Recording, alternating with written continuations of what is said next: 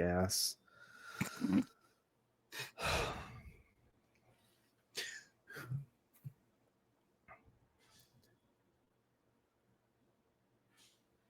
On today's episode of Locked On NHL, that's one small step for the Canadiens. Can they take another leap forward in 2025, 2026?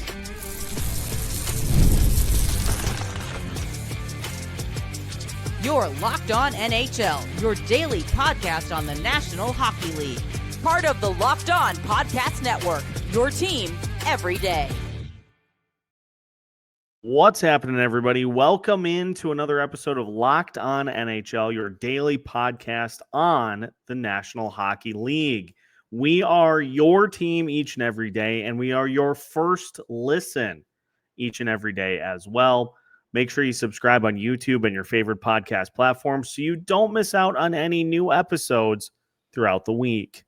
On today's episode of Locked On NHL, we will take a look at the Montreal Canadiens, who snuck in to the playoffs this past season. Can they take a big step forward after some big moves throughout the course of the offseason?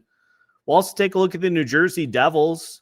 Good enough to be a playoff team last year, but you know what is the path forward for New Jersey? We'll also talk about the Calgary Flames, a team who rode their rookie goalie as far as they could last year. What about the scoring? My name is Seth Topal, host of Locked On Wild, joined by JD Young of Locked On Sharks. And JD, we start by taking a look at the Montreal Canadiens, who last year snuck into the playoffs as the second wild card, just ahead of the Columbus Blue Jackets, and ended up with 91 points. So they get in, but that is about as far as they get this past season. They made a bunch of moves in the offseason. They made some nice moves to accentuate the roster.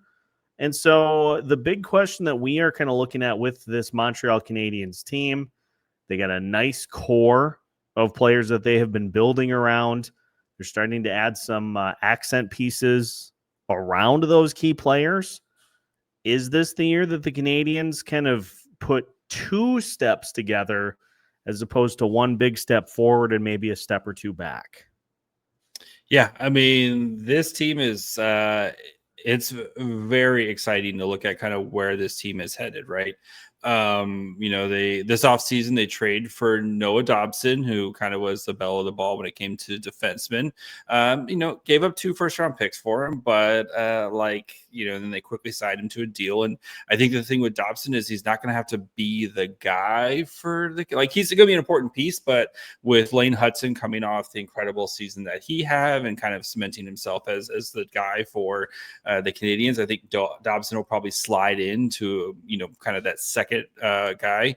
They went out and traded for Zach Balduke, which I think is going to be a really nice piece for them as well. You have Suzuki and Caulfield, you have all these young players who are really kind of starting to come in your own. And then you're also adding Ivan Demidov, who's, I think they've already started to engrave his name into the Calder Trophy here before the season's even started.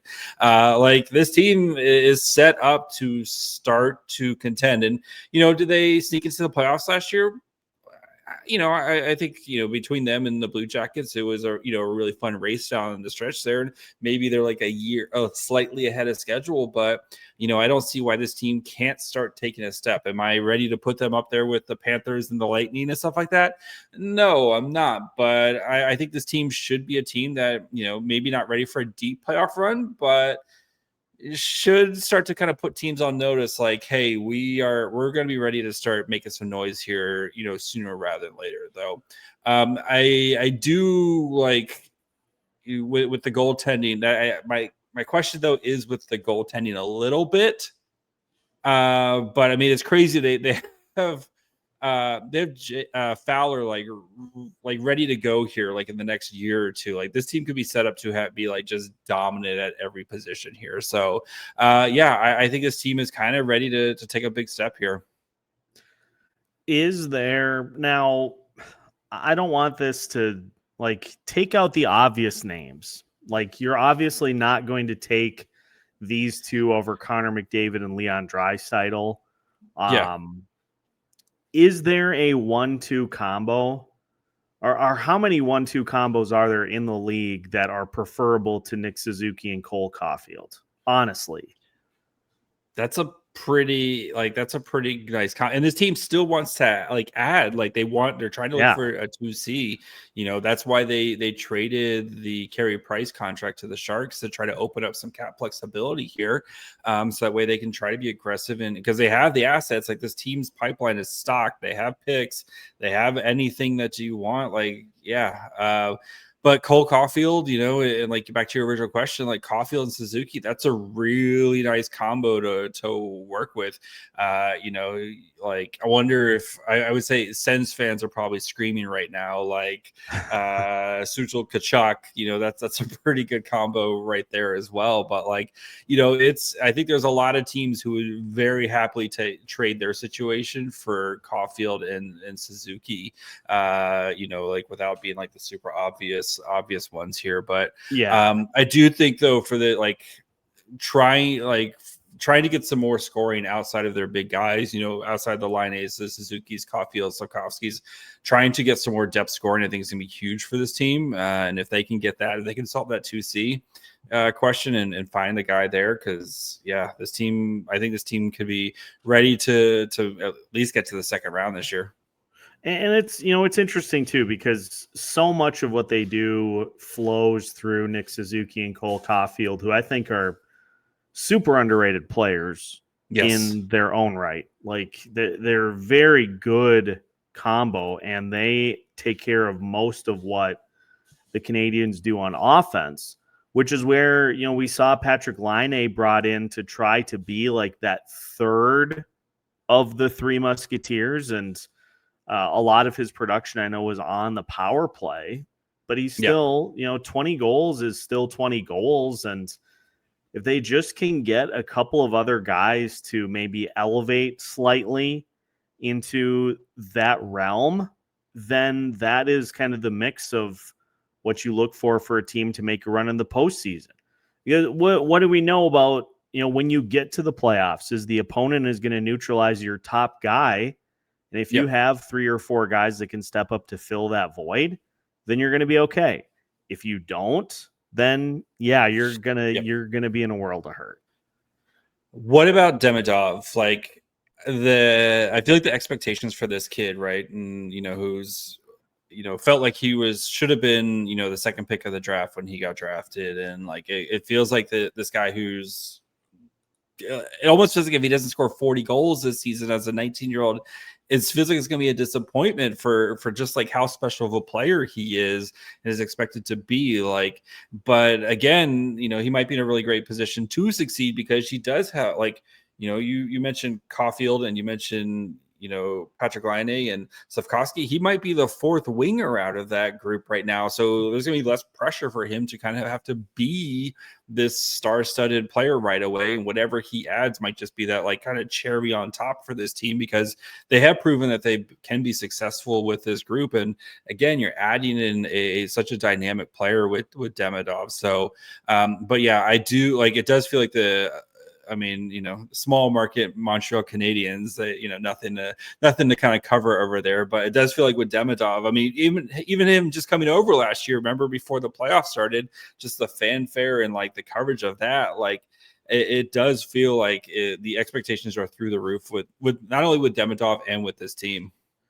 Well, and you see that anytime you have a player that you are hoping can fill a major glaring spot. I can say from experience, the Minnesota Wild have been looking for somebody to fill the second line wing spot for 3-4 years. And so anytime you have somebody that is going to step in to try to fill that spot, massive pressure on them to be able to succeed. And even to just be able to say, we've got another guy that we can slot in on the second line. That's major pressure, because you need that line to be able to complement what your top line is doing. So there's a lot of pressure, I think, on Demidov to come in and to provide kind of an immediate spark to that offense. But, pressure's taken off of his shoulders if some of those guys in front of him live up to what is being expected of them as well. I think if they can just uptick the scoring a little bit, I think they very much can be a team that makes a little bit of a run this year. Yeah, I was going to ask, how far do you think? I think second round feels about right. It's kind of that natural progression, right? You lose in the first round to a Caps team who was, clearly veteran, more experienced than you, but I feel like, again, like that second round kind of feels about right for the Canadians this year. If they get to the second round and they put up a good fight, I don't whoever they play against, if they get to 6 games or something like that, that feels like a really successful season. And then you can kind of talk next year as like, okay, can this be a dark horse contender? Kind of move into that category. So, yeah, it does feel like they are. It feels like they are starting the climb up the hill. If we're on the roller coaster, like they're locked in. You can hear the gears turning as you head up the hill. If you're riding on a particularly old roller coaster, they make them a lot better now to where you can't hear all that stuff happening. But it does feel like they're kind of on their way up, and if they can just continue to make some nice signings to complement Nick Suzuki and Cole Caulfield, it feels like that's when they're really gonna hit their stride. Yep. This might be another team too. Don't be surprised if they look to make a big splash at the deadline. That 2C position, again, I think they're going to be really aggressive to try to find not only a short-term, but a long-term answer there. Like, I think they want to put together a band, like a team, and like, this is our team for the next, chunk of time. Yeah. Go get Tage Thompson when the Sabres are 15 Cam Fowler, games out of he it. could play 2C, right? Cam Fowler. You are doing a real disservice to Cam Fowler if you're not playing him at the 1C and the goalie, both in the same game. That's fair. When we come back, we're going to talk about another young team that it seems like is maybe stalling out a little bit as they get to the top. What is going on with the New Jersey Devils? We'll dive in as we continue today's episode of Locked On NHL after this. Today's episode of Locked On NHL is brought to you by FanDuel. The NHL season is here, and FanDuel is making sure you're ready for kickoff with a can't-miss offer. Right now, new customers can bet just $5, and if your bet wins, you'll get $300 in bonus bets to use across the app.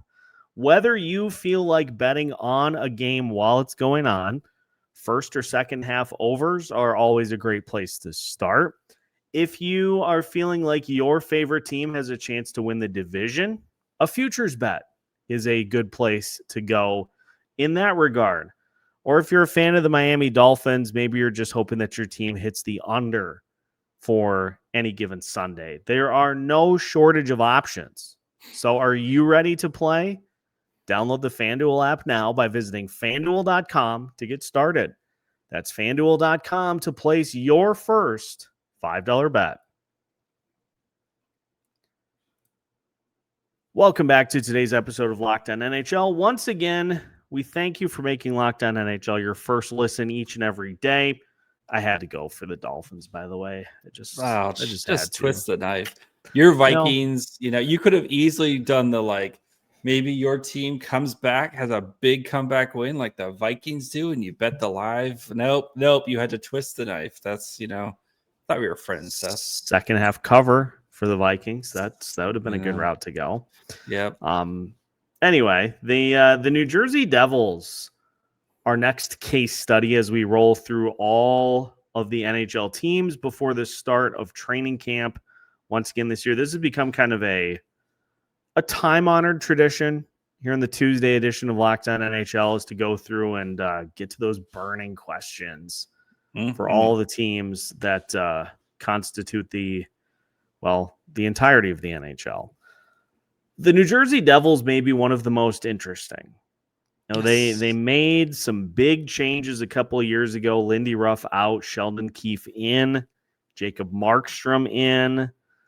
And this past season, they did make the playoffs, but it didn't really amount to a whole hill of beans. Limped to the playoffs. They got annihilated in the postseason by the Carolina Hurricanes. They turned into fish food as they won one of the 5 games that they played, and kind of leading to some whispers, some rumbles. What is going on with the Devils? Like, are we to the point where they are maybe starting to take on a little water, despite all the impressive things that they boast on their roster? Yeah, I mean, like to be fair, like limped to the playoffs last year. Losing Jack Hughes, your best player. You take the best player. I mean, you of all people know, right? You take the best player off your team. Usually, your team's not as good. But I do like this team. A couple years ago, they kind of went in, right? They like the Timo Meier trade. They like kind of got all their like pieces. And this team kind of does feel like a team that has stalled a little bit. They went and they got Jacob Markstrom. A couple years ago, they this offseason they re-signed Jake Allen.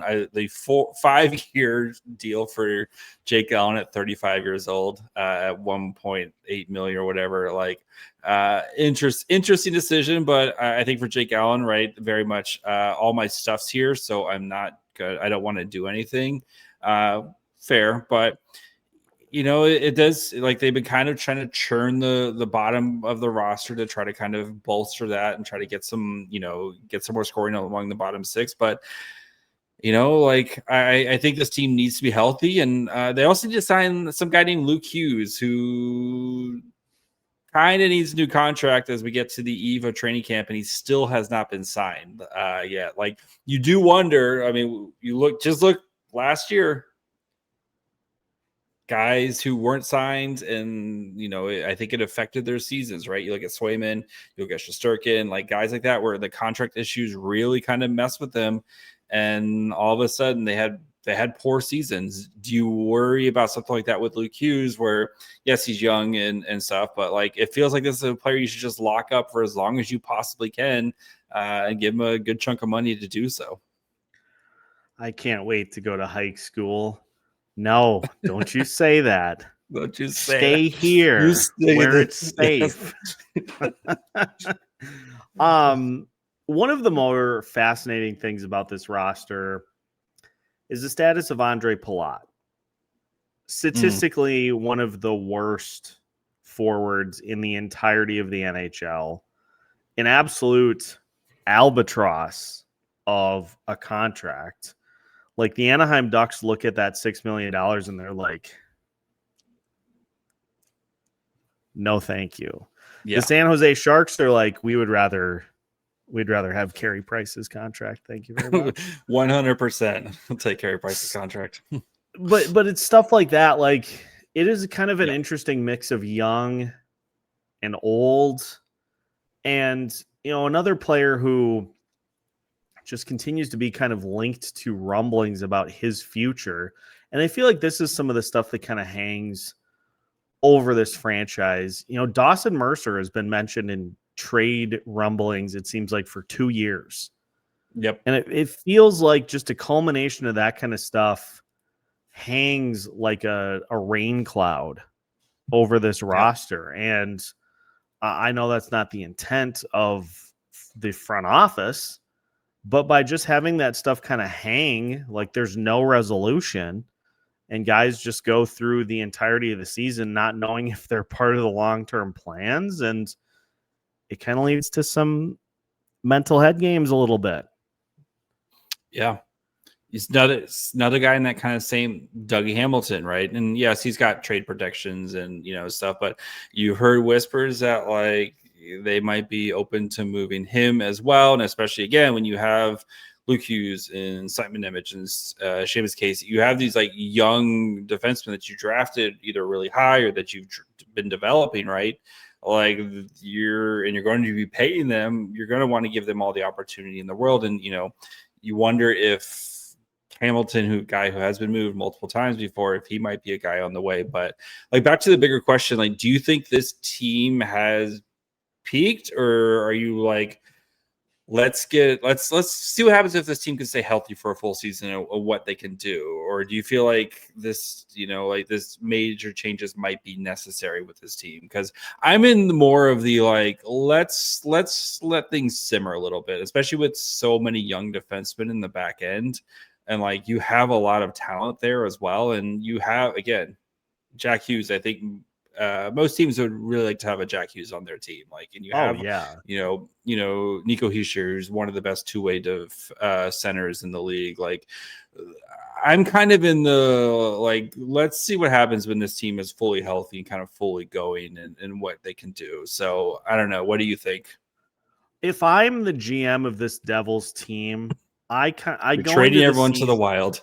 I mean, wouldn't be a bad idea.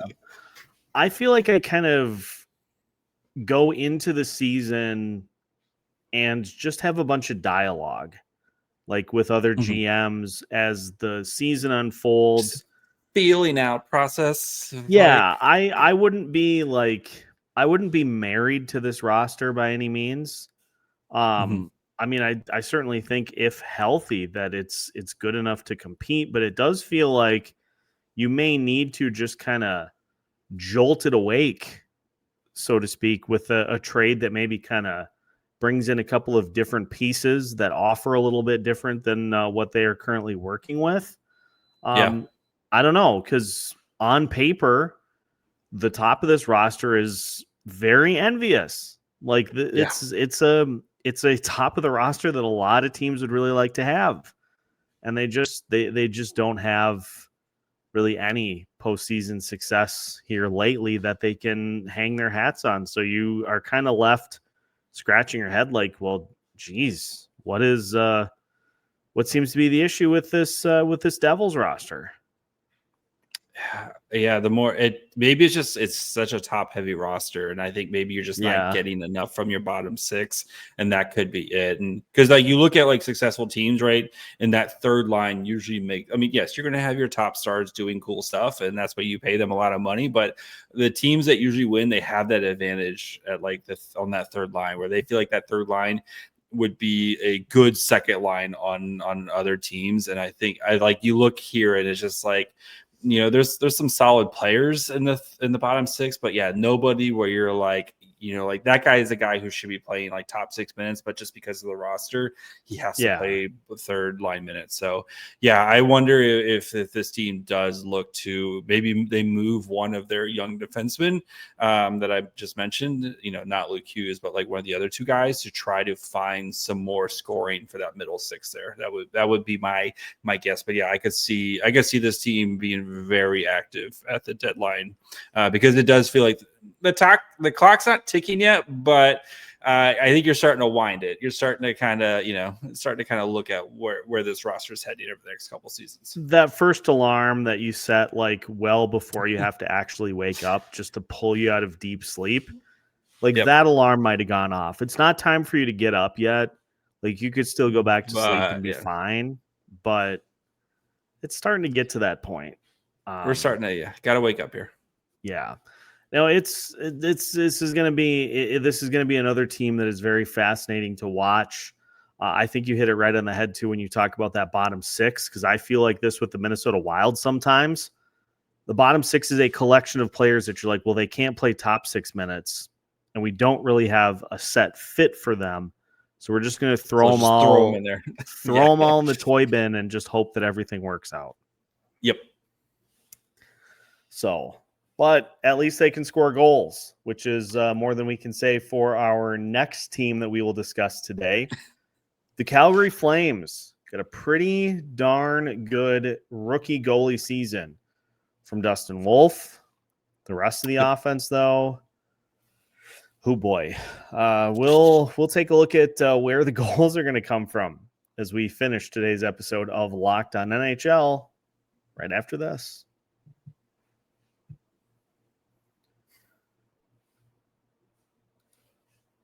Final segment of today's episode of Locked on NHL. Once again, we thank you for making Locked on NHL your first listen each and every day. And listeners, want to remind you, we've got a request for you. Locked on wants to hear from you. We've put together a survey to learn more about our listeners and make your favorite podcasts even better. This is your chance to tell us what you like, what you don't like, and answer questions about our advertising. So go to lockedonpodcast.com/survey to get started. Everyone who completes a survey will be entered for a chance to win one of 10 $100 Amazon gift cards. Again, that's lockedonpodcasts.com/survey. You can also find the link in the show notes. Thanks as always for helping us out. Let's talk about this Calgary Flames team, JD. They found themselves just they got to about the 5-yard line, so to speak, for a playoff spot, but it didn't end up working out for them. They end up on the outside. And you look at the record overall, 41, 27, and 14, or as I like to say, 41 and 41, just with more points for the losses. But as far as the goals go, that was a much different story. The Calgary Flames, fourth worst in the NHL as far as goals for, at 225. Now you take out the shootout wins, 220 goals scored for the Calgary Flames this year. They have got to find a way. They've got to find a way to up the scoring a little bit. Now, Jonathan Huberdeau did have a nice bounce back season this past year after a couple of just abysmal, frankly, seasons. And he had 62 points in 81 games, which was a little bit of a jump from what he had the past season. The goals were really the big jump for him. He went from 15 2 years ago and 12 the previous season to 28 this past year. So more this past year than the last two seasons combined, which is always nice. Yep. But beyond him, where are the rest of the goals going to come from? That's a great question. Because, team that kind of, is pushing for a playoff spot, they had some cap space going into this offseason. So you would think they would be, and again, I know free agency kind of sputtered out as everybody just decided to stay home. You would think that they would just, at least try to add somebody. How many players they signed in free agency that were not on the team last year? Probably not many. Uno. One. Oh, just one. They Wow. they signed goalie Ivan Prozatev, who was just to kind of back up Dustin Wolf or kind of be. That's it. They re-signed their own guys. They brought in no other free agents, and they're running everybody back and saying, "I hope we can score more goals." So this is of all the team, this is my regression candidate team. This is the team where I'm I am worried about how this season is going to go, because Dustin Wolf was amazing. Don't get me wrong, Dustin Wolf was amazing last year. Single-handedly drugged this team to relevance last year, right? Can he do it again on a team that is exactly the same? And you also have rumors that they might be trying to trade Rasmus Anderson, going in, this offseason. And you might have guys like Zane Parekh make the team, and, some of these younger players start to but I don't know, man. I also wonder, Kadri and Huberdeau are really good. Coronado's a player I like, but it's a lot of players who are kind of okay, they're nice pieces on your team, but I'm not I don't expect them to kind of drive the bus, and I'm worried they just don't have enough bus drivers on this team to kind of drive some offense. So yeah, one of the big surprises was Blake Coleman, who had his goals cut in half. He dropped down to 15. So that's one spot where maybe you get a little bit of a bounce back, but Nazem Kadri had 35 this past year. Is he able to hit that mark again in his mid-30s? Doesn't seem as likely. I'm not saying it's not possible, But Yeah. as players age, the ability to just consistently hit those marks starts to kind of dwindle. So you're banking on a lot, considering the 2 seasons that Jonathan Huberdeau just finished. Are you going to be able to count on him for a 25-plus goal, 60-plus point season? Probably not. Yeah, that's good. I wonder if they're looking at their trade deadline as guys that they, between Farabee and Frost, and guys like, okay, you're here for the full season, this is like going to be your time. I wonder if those are the 2 guys that they're kind of pointing to as like, once you're here for training camp, like you guys have to be 20 goal type of player, 20 plus goal type of players for us. So they're banking on a lot of internal growth, I guess would be mine. But as you and I both know, like growth isn't always, go in a straight line. Like you have your ups and downs. And yes, I know those guys have played hockey, have been professionals for a while, but I don't know, man. I'm this team, I think, is a team that we could be looking at as a potential like bottom 10, if not worse, because if Dustin Wolf gets hurt, like there's nobody behind him. Like Devin Cooley's a great story, etc. But if Dustin Wolf gets hurt for any long, and I do not know where the scoring is going to come from. I think this is going to be a bottom 10 offense again, and I worry that you're putting a lot on your very young goalie. Well, and you're gonna need guys to really kind of exceed what they've done previously. Like you need a jump from Matt Coronado. You need a return to form from Igor Sharangovich and Blake Coleman. You need to, this is where the supporting cast needs to really rise up and help out Jonathan Huberdeau and Nazem Kadri. And when have we seen? We really haven't seen that as a possibility since Daryl Sutter was coaching the team. Like that team scored a ton of goals. He's not here anymore. And he's not here. The goals have been a problem since he was relieved of his duties. That's not something that just fixes itself overnight. Yeah. And I mean, Johnny Gaudreau leaving in free agency, like too, that's a lot of goals leaving as well. Yeah. I think it's gonna be a long season in Calgary. I don't know. As fun as last year was for them, I think they come back to the pack a bit this year. So it certainly does. You can't win every game 2-1. You can't win every game 2-1. So no, you cannot. It's just very stressful. So that is our episode here for today. So which of these teams do you think is most likely to hit the postseason this year? Will it be the Montreal Canadiens? Will it be the New Jersey Devils? Will it be the Calgary Flames? Let us know in the comments, and we'll continue the discussion right here on Locked On NHL.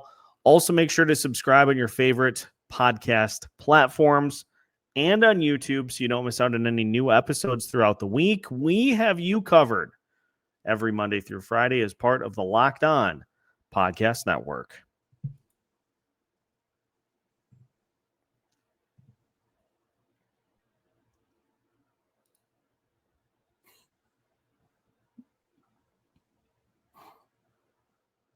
I'll fix that in post.